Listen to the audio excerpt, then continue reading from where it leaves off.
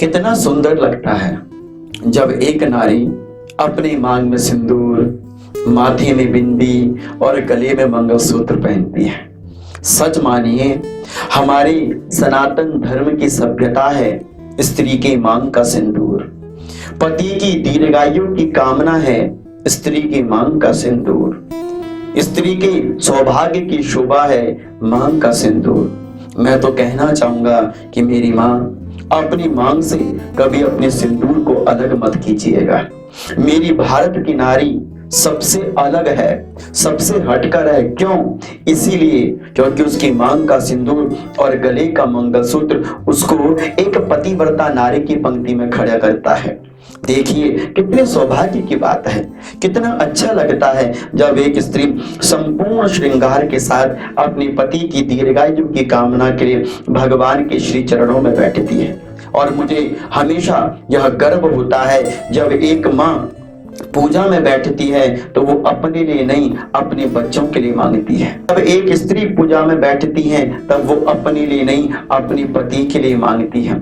कितनी सौभाग्य की बात है, कितनी अद्भुत बात है कि प्रत्येक स्त्री अपने पति के लिए जीती है। ये मांग का सिंदूर उसके सौभाग्य की जीती जागती निशानी है। इसलिए मेरी माँ, मैं कुछ आपको सिंदूर से जुड़ी हुई अद्भुत जानकारी देना चाहूंगा। इस व्यासपीठ से आप इस जानकारी को अपने जीवन में उतारने का प्रयास कीजिएगा।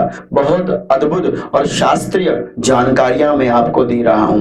पहली जानकारी तो हमेशा यह रखिए कि मांग के सिंदूर की जो डिब्बी है ना, उसको कभी इधर उधर नहीं रखना है। कई माताओं की आदत होती है अपना मांग भरी और उसके बाद मांग के सिंदूर की डिब्बी इधर उधर फेंक देती हैं, इधर उधर रख देती हैं, कभी मिलती ही नहीं है।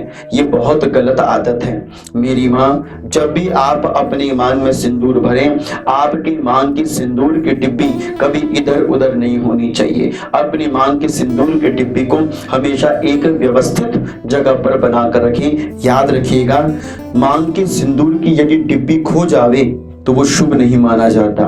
इसलिए मांग के सिंदूर की डिब्बी को इधर उधर नहीं रखना चाहिए। कई माताओं की आदत होती है, वो मांग भरने के बाद डिब्बी भूल जाती है कि मैंने डिब्बी कहाँ रखी थी। इसलिए पहली जानकारी तो यह है कि मांग की सिंदूर की डिब्बी को इधर उधर नहीं रखना है।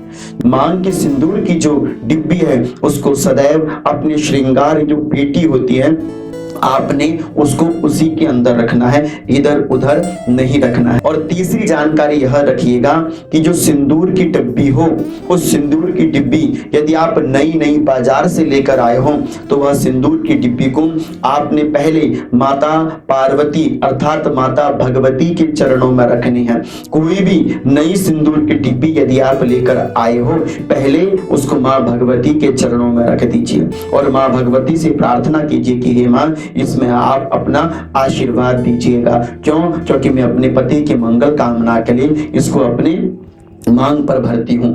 इस तरह से जब भी आप नई डिब्बी लेकर आए तो सिंदूर की नई डिब्बी को पहले आपको माता भगवती के चरणों में रखनी चाहिए। कभी अपनी मांग के सिंदूर की डिब्बी किसी को देनी नहीं चाहिए और पर स्त्री के जो सिंदूर की डिब्बी होती है उससे मांग भरना नहीं चाहिए। जब आप प्रातः काल के समय मांग में सिंदूर भरे ना, तो उस समय आपका मुख पूर्व दिशा की ओर होना चाहिए। इस बात का आपको विशेष ध्यान रखना चाहिए कि अपनी मांग की सिंदूर की जो डिब्बी होती है उसको कचड़े में ना फेंके। कईयों की आदत होती है खत्म हो गया उसको कचड़े में डाल देते हैं। नहीं, ये बहुत गलत आदत है। यदि मांग की सिंदूर की डिब्बी टूट गई है अथवा प्रयोग में नहीं आ रही है, आपने उसको करना है, डालना है, तो आप इसका विसर्जन कर दीजिए जल में, तो अत्यंत श्रेष्ठ रहता है। किंतु इधर उधर कचरे में आपने फेंकना नहीं चाहिए। और इसके साथ साथ सबसे बहुमूल्य बात जो मैं आपको बताना चाहता हूं कि जब आप अपने मांग में सिंदूर भरें उस समय यदि आप मंत्र के प्रयोग के द्वारा अपनी मांग में सिंदूर भरें तो वह अत्यंत श्रेष्ठ है। इसलिए जब आप अपनी मांग में सिंदूर भरें तो आप इस मंत्र के द्वारा भरें। देहि सौभाग्यम आरोग्यम देहि में परमं सुखम रूपम देहि जयम देहि यशो देहि द्विषो जहि। इस मंत्र के द्वारा आप मांग में सिंदूर भर सकते हैं। और यद आप इस मंत्र को पढ़ने में असमर्थ हैं तो मांग में सिंदूर भरते समय कहिए ओम उमाये नमः, ओम लक्ष्म्ये नमः।